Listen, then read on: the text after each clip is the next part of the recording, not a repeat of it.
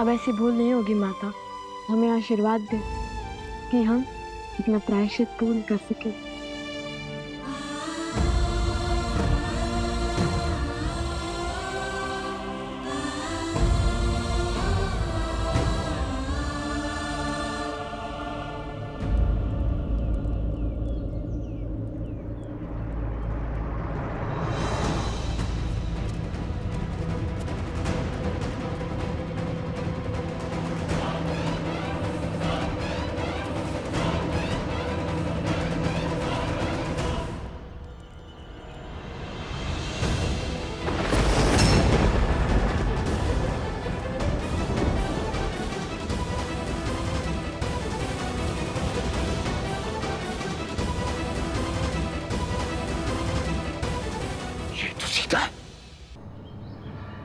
अर्थात ये दोनों बालक सीता और राम के।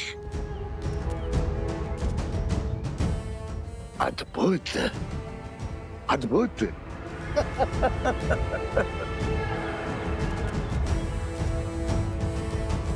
12 वर्ष की प्रतीक्षा अंततः समाप्त हुई। आज सीता भी मिल गई और राम को परास्त करने का अस्त्र भी। अब आएगा आनंद। राम राज्य की नींव को राम का ही बीज बिखेरेगा। इसे कहते हैं प्रहार। हाथ भी राम की और गाल भी राम का। माता आश्रम में है तो क्या हुआ, पुत्र तो आश्रम से बाहर आ गए। अब यही दो कोमल कोमल बालक मुझे सीता तक बचाएंगे। राम, सिया राम। परंतु भ्राता, जैसे दोषी हम हैं, वैसे दोष धनुष और बाण का भी तो है। 3 मटके को फोड़ने को कहा था, उसने तो सारे आश्रम को जलमग्न कर दिया। धनुष और बाण साधन है कुश, और साधन में बुद्धि नहीं होती। लक्ष्य प्राप्ति के लिए बल और बुद्धि साधक का होता है, इसलिए बुद्धि का उपयोग मनुष्य को ही करना होता है। वाह वाह, ज्ञानी हो भैया। ज्ञानी नहीं, महाज्ञानी हूँ। यदि महाज्ञानी हो तो अपनी बुद्धि का प्रयोग पहले क्यों नहीं किया? सारे मटके तोड़ दो बोल दिया। क्योंकि हमारा मार्गदर्शन राम नाम ने किया था कि लक्ष्य कैसे साधें, और लक्ष्य साधने के लिए शक्ति उतनी ही लगनी चाहिए जितनी उसकी आवश्यकता हो। और यही सीख श्री राम का नाम लिखे बाण ने हमें बाद में दी है। मार्ग तो वो बताते हैं, हम तो केवल अनुभव से सीखते हैं।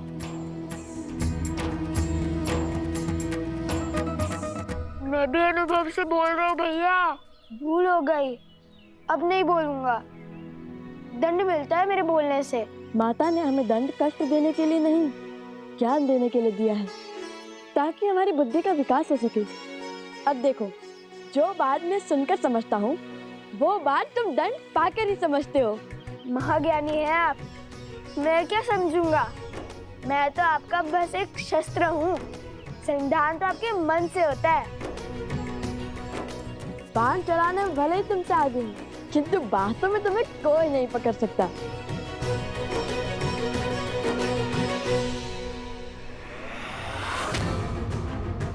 सीता तक पहुंचना है तो उसके पुत्रों को वश में करना होगा। आपके उत्तराधिकारी धर्म और कर्तव्य के पथ के लिए सच हो रहे हैं आर्य। दोनों जितने नटखट हैं, उतने ही पराक्रमी भी हैं। अपने पिता की मर्यादा और पूर्वजों के मान का भार उठाने के लिए शीघ्र ही तैयार होंगे आपके लवकुश।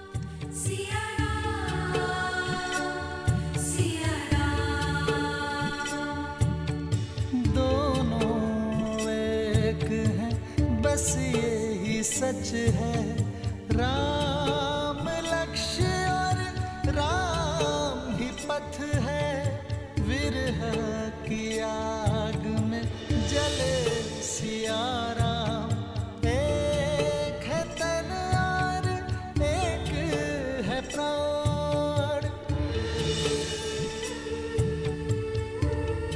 इस राज को एक सक्षम राजा ही नहीं, सर्वश्रेष्ठ उत्तराधिकारी भी चाहिए।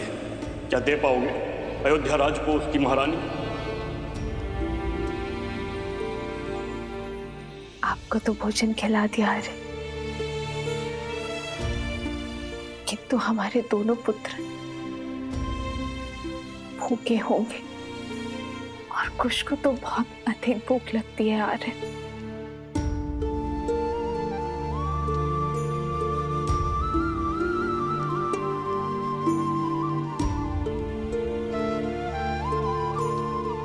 माना संतान की दिशा और दशा माता की कठोरता निर्धारित करती है, किंतु फिर भी उन्हें इस समय वन में भेजना उचित नहीं था। वन देवी, वन पशुओं से भरा है, उस पे असुरी शक्तियां। लवनासुर अवश्य मर चुका है, परंतु अभी भी असुरी शक्तियां आश्रम के चारों ओर मंडरा रही है, अवसर की प्रतीक्षा में।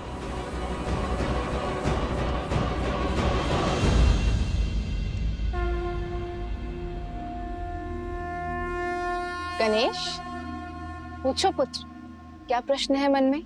यज्ञ तो मन की, राज्य की, समाज की शांति के लिए किया जाता है ना? फिर उसमें बैठे राजा के लिए पत्नी का साथ क्यों अनिवार्य है? श्री राम तो स्वयं नारायण है, वो यज्ञ से नहीं, यज्ञ उनसे पवित्र हो जाएगा ना? ये बताओ गणेश कि जीवन का आधार क्या है? संतुलन। तुम्हारा उत्तर सर्वथा उचित है गणेश। ये संसार, ये प्रकृति संतुलन पर ही आधारित। जैसे दिन को संतुलित करती है रात्रि, बुराई को संतुलित करती है अच्छाई, वैसे ही पुरुष को संतुलित करती है स्त्री। किसी भी यज्ञ का उद्देश्य और फल तभी प्राप्त होता है जब उसमें दी गई आहुति संतुलित।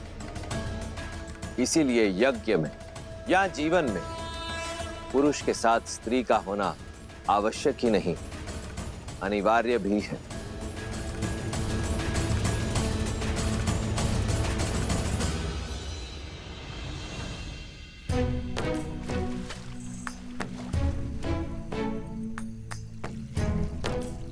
ये क्या कर रहे हो कुश? छोटे से बड़े में क्यों डाल रहे हो? समय व्यर्थ कर रहे हो। समय व्यर्थ नहीं भैया, जल की मात्रा की गिनती का माप बना रहा हूँ। माप है तो सही, चट्टान, सिर, पाँव, मुंड। नया माप लाता, नया माप। नया माप का समय है और ना ही उसकी आवश्यकता। तुम समय व्यर्थ कर रहे हो। पात्र भरो, हम यहाँ दंड स्वरूप आए, जल क्रीड़ा करने नहीं। क्या भैया, दंड तो पूरा कर रहे हैं ना? अब ऐसा भी बंधन नहीं था कि दंड भोगते भोगते थोड़ा सा आनंद और अभ्यास भी ना किया जाए। अभ्यास ठीक है, परंतु आनंद करने में यदि समय व्यर्थ करोगे तो कैसे होगा? अभी हमें सरोवर से आश्रम के कितने चक्कर लगाने हैं। जब हम चक्कर लगाएंगे तब मैं अंतर मापने का नया तरीका खोजूंगा।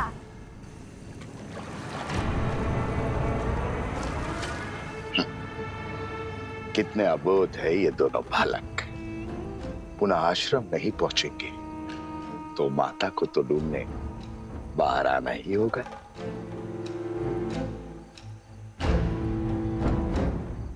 शीघ्र मिलते हैं बालकों।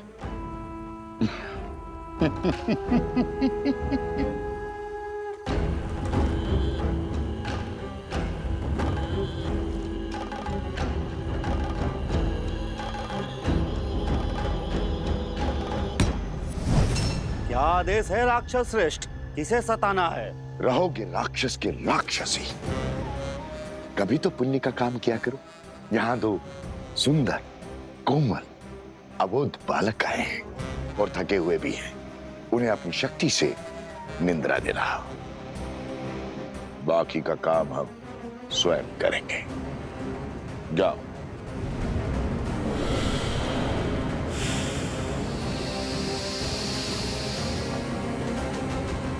पच्चीस, 26,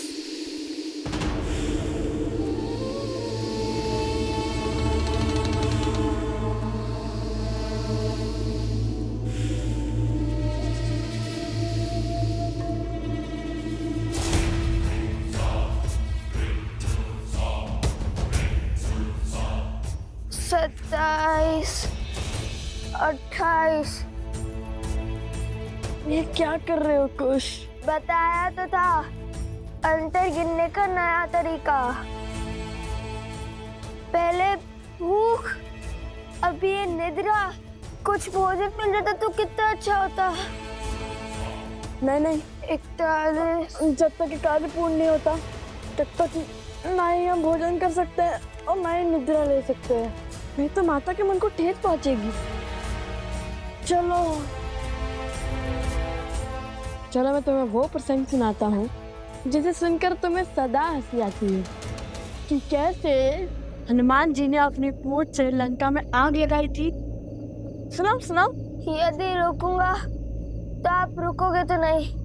सुनाई दीजिए।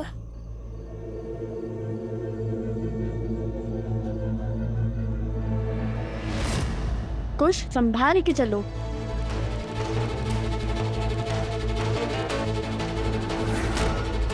कुछ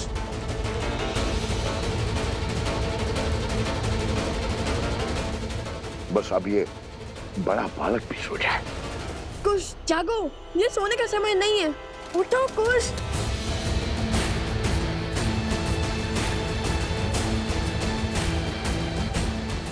कुछ जागो, कुछ।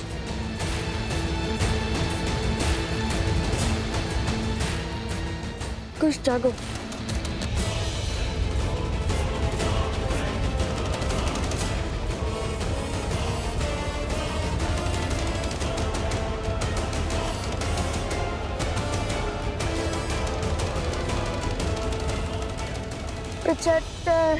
गिनती बोलने की जगह श्री राम का नाम लो। भूख भी मिट जाएगी और निद्रा भी। चलो बोलो राम। श्री राम। 75। श्री राम। 76। श्री राम। केवल श्री राम। केवल श्री राम। केवल श्री राम। केवल श्री राम। श्री राम। श्री राम। श्री राम। श्री राम। श्री राम। श्री राम। श्री राम। श्री राम। श्री राम। श्री राम। और ये राम का नाम क्यों हर बार मेरे आड़े आता है? सारा परिश्रम व्यर्थ कर दिया। ये थी तुम्हारी शक्ति। बढ़ाओ अपनी शक्ति। अगर ये दोनों नहीं सोए ना तो मैं तुम सबको सदा सदा के लिए सुला दूंगा। जाओ। राम राम। राम। राम। राम।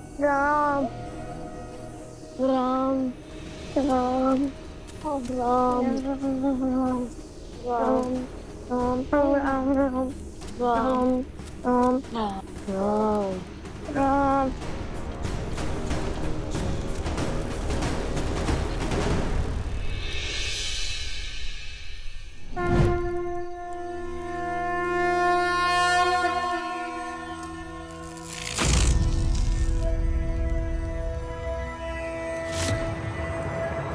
अरे ये कैसा चमत्कार है? आश्रम में प्रवेश करते ही निद्रा छूमंतर हो गई। लग रहा है जैसे निद्रा आ ही नहीं रही थी। अरे तुम जल ले भी आए?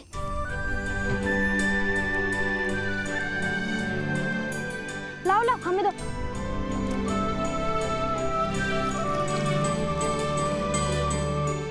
तुम दोनों ठीक तो हो ना? बहुत वीर हो। लव, कुश, और इतना जल आश्रम के लिए पर्याप्त नहीं होगा। और जल की आवश्यकता होगी। तो क्या वन देवी के पुत्र थकते नहीं हैं?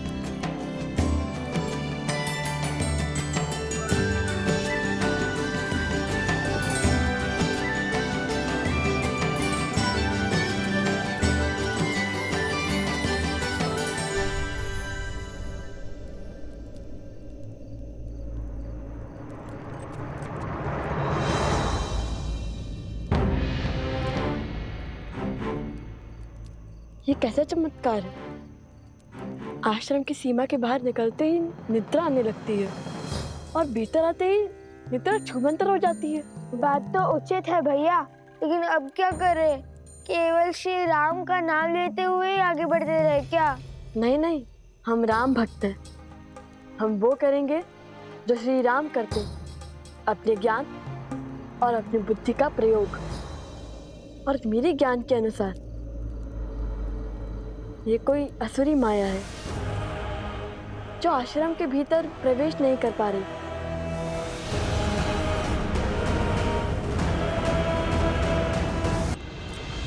तो आज छिनमिन कर ही लेते हैं भैया। अब आया ना दंड का आनंद। बताइए भैया, कहाँ है वो राक्षस? जो दिखेगा ही नहीं उस पे लक्ष्य कैसे साधोगे?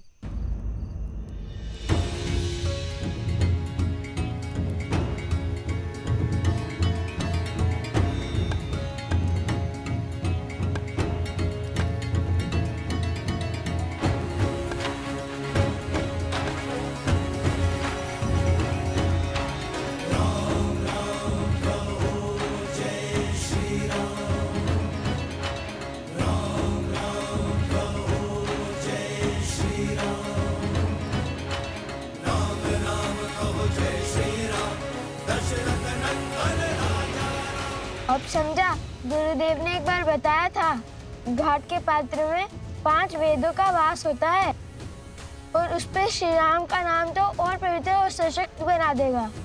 इसमें माया प्रवेश नहीं कर सकती लव भैया। लव भैया, उचित समय पर उचित पद स्मरण आता है आपको, इसलिए तो मैं आपका अनुसंधान करता हूँ।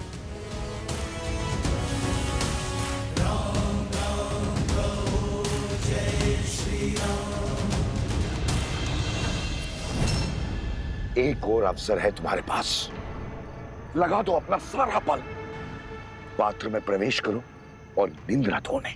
आप तो जानते हैं ना, राक्षसी माया बड़ पात्र में प्रवेश नहीं कर पाती और प्रयास भी करे तो असंभव है, क्योंकि उन पे राम का नाम लिखा है। राम!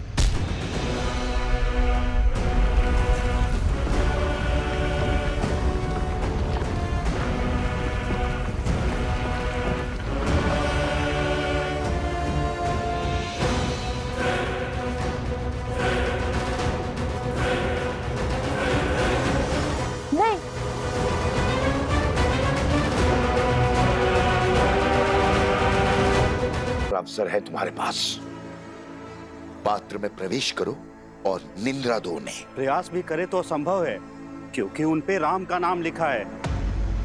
राम!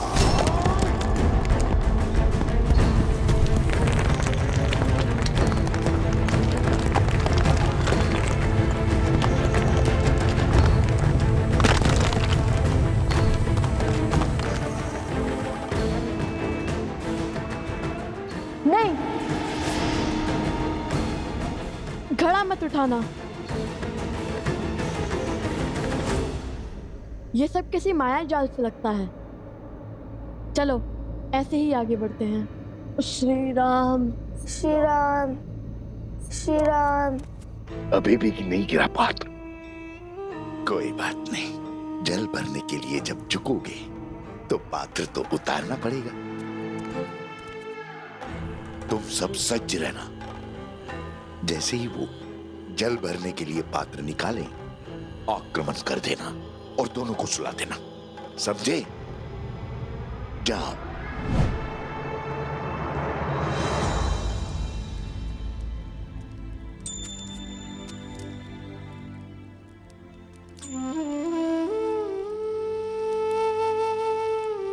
जानता हूं तुम्हारे मन में क्या चल रहा है, लव और कुश। अब आपसे क्या छिपा है? मैं जानती हूँ मेरे दोनों पुत्र वीर हैं, पराक्रमी हैं, किंतु उतने ही नटखट भी हैं। इसलिए मैंने उनको दंड स्वरूप आश्रम के बाहर भेज दिया, जल लाने के लिए। अंधकार है और असुरी माया पूर्णतः नष्ट नहीं हुई। अब क्या मैंने उचित किया? कोसल राज्य का भविष्य हैं वो दोनों। पराक्रमी तो होंगे ही। नाविक की योग्यता की पहचान चक्रवात में ही होती है, स्थिर जल में नहीं वनदेवी। तुम्हारे पुत्रों ने आश्रम में रहकर बहुत कुछ सीखा है, किंतु अब समय है बाहर के संसार को जानने का, उसे समझने का। मुझे आपके कहे हर शब्द पर और अपने पुत्रों के शौर्य पर पूरा विश्वास है, और अब तो मुझे प्रतीक्षा है केवल उस क्षण की जब मेरे पुत्र अपने पिता, अपने पूजने से मिलेंगे, प्रभु श्री राम से मिलेंगे। तथास्तु। और लव कुश की चिंता छोड़ दो वनदेवी। अपने पिता और माता की भांति उनमें भी हर संकट का हल खोजने का सामर्थ्य है।